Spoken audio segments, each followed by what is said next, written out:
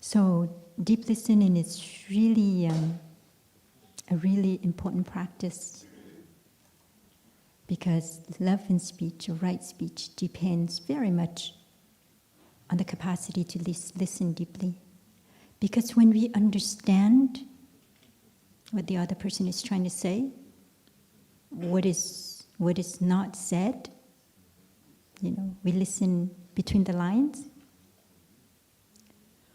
we can really see the suffering of the other person.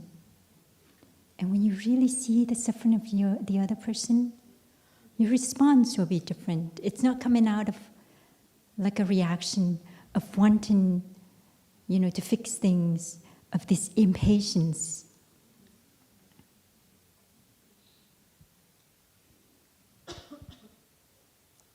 And so, over the years, I learned to practice listening more than speaking. I listen. And I realized that when I listen, then the sharing that I said afterward goes in line with love and with peace. And it goes in line with right speech, loving speech as well. So, it's not just about listening to other people, but it's about listening to myself as well. Because there's this thinking happening inside my head all the time. My speech depends very much on this inner dialogue inside. If my inner dialogue is one of peace and love and calmness, or if the inner dialogue has quieted down, then the quality of my speech goes in line with right speech, with love and speech. And so this is a practice that I do with myself, is listening to myself. Listening to this voice inside, listening to this conversation. And I realize that in the back of my mind, there's these beehives that goes talking all the time. There's stories that's created. There's all kinds of things in the back of my mind. It's endless. It's an endless voice in the back. And we have to be able to listen. Because when I listen, I realize that this inner dialogue is the motivation for me to say in certain things, to think in a certain way, and to act in a certain way. And so understanding this inner dialogue helps me from falling into this habit of speaking, of acting, and of thinking in ways that had brought about suffering for myself and suffering for other people.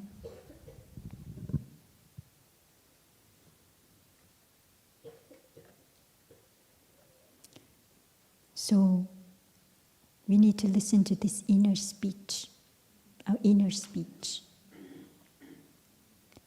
And being able to listen to our inner speech can take us very far on the path of transformation and healing.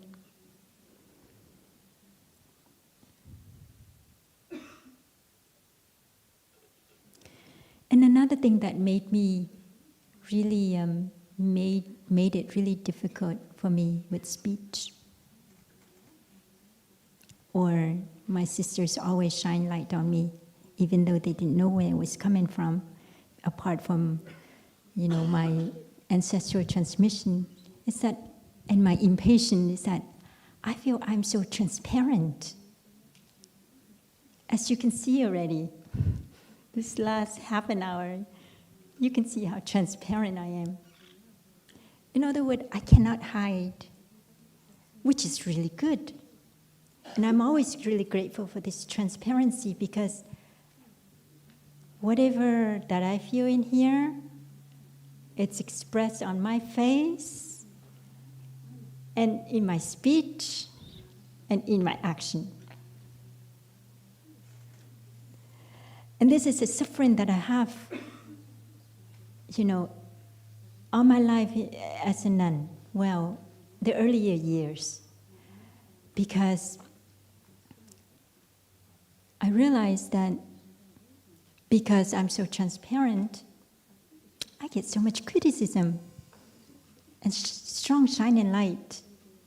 Whereas people who are like they put on this serene face and they don't express so much what's in here. They have like flowers on their path. And so it's something that I always have to work with myself. Not to be less transparent, but to transform from my core, to transform from the depths of myself. Because if I transform from here, then what comes out is just light, right? And beauty, right? I'm hoping. And so this is where I focus my practice, in transforming the depths of myself, because I cannot hide. And so what comes out has to come from that place in here.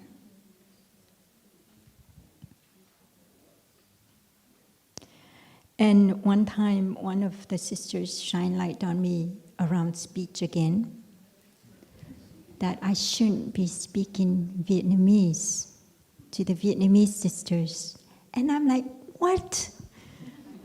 How can I not speak Vietnamese to my sisters who don't speak English? Because the problem is that I came to Plum Village with very limited Vietnamese. And my Vietnamese, I learned it here.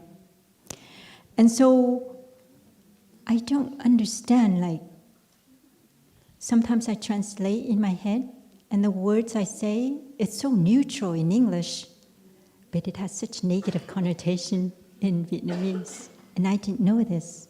There's different shade, to words that I have no idea.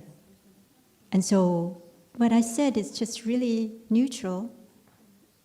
When it's heard by my Vietnamese siblings, it's really strong, really harsh. And so I thought it's ridiculous not to shine light on me and say that I shouldn't be speaking Vietnamese. So it's something that I've been really reflecting on, how to avoid words that has this negative connotation. And when I'm impatient, I don't stop to think. That's the problem. And so all this combination of things made my speech really strong. I mean, heard from other people being really strong, but for me, I think I'm using right speech.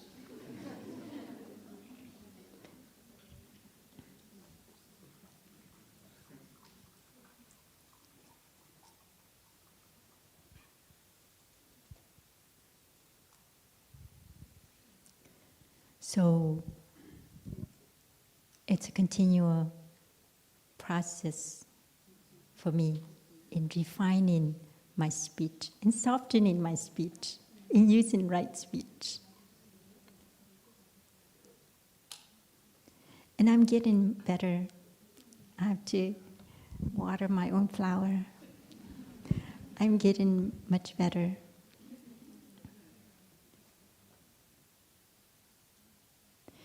And so it's important to be able to see where our wrong speech is coming from. Many of us suffer from speech, that it's important to be able to see that, because seeing the causes and conditions that made our speech unkind or made our speech, that our speech is bringing suffering to ourselves and other people, that it's really important to be able to sit down and reflect on where it is coming from. Because when we see the roots of our suffering or of our unkind speech, it's already halfway transforming it. We just need to be more diligent in recognizing it and in cultivating the seeds of kindness in us, the seeds of love, the seeds of peace, so that our speech is coming from that place.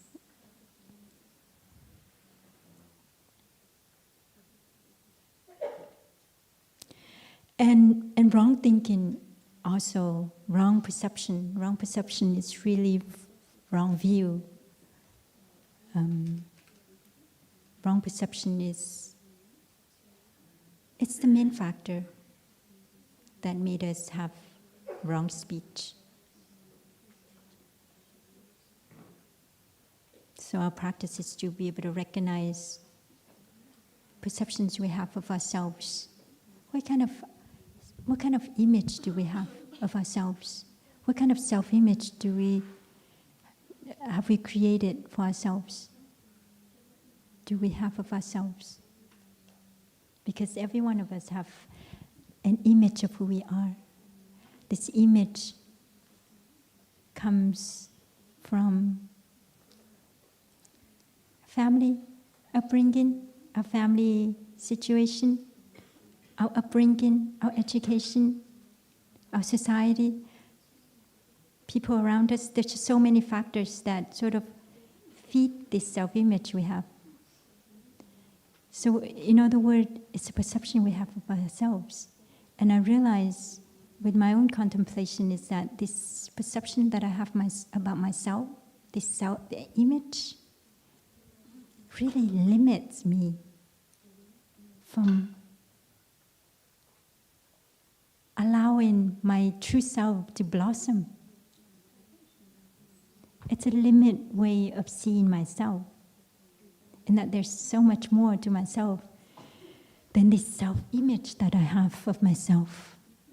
And that if I'm able to put it down, this self-image, not to identify myself with it, and really trusting that this is me, I have an opportunity to see myself much larger than this self-image. And that I allow myself an opportunity to cultivate potentials in myself that I did not know existed. Because I'm so, stuck with this self-image. And it's the self-image that creates suffering. When someone does something or say something that I feel threatening to the self-image of who I am, then I'm ready to fight. I'm ready to fight if needed. So that's where the problem is in relationship, in communication as well. So it's important to be able to recognize, to sit down and write down, what is it that we think we are? The self-image we have. And where is it coming from? Where are these ideas coming from about ourselves? And how do we progress from there? Are we willing and able to let it go? To put it down? Are we able to allow ourselves a chance to be much more than these ideas that's been molded and created by the many conditions in our life? So these are the kind of things we do in meditation, to reflect on ourselves and these things.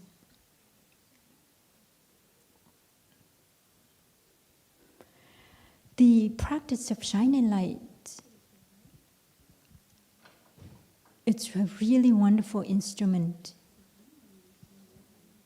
Because like I said, I don't see my speech being wrong speech. But my sisters have shared with me over the years that my speech is too strong. And I had to look. At first, I was really reactive in here internally. That's not true, you know. What I said is not like that. But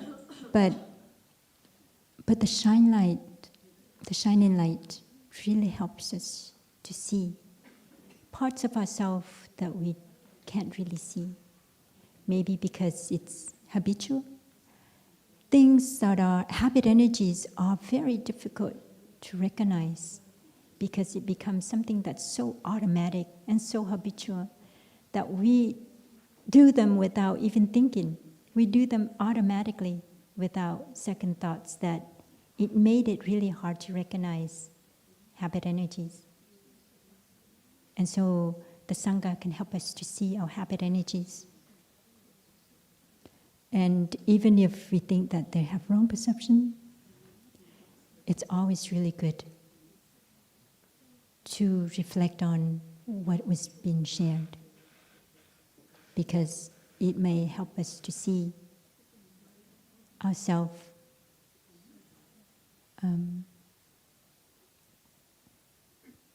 less subjectively, I suppose. Helps us to take one step back in order to see ourselves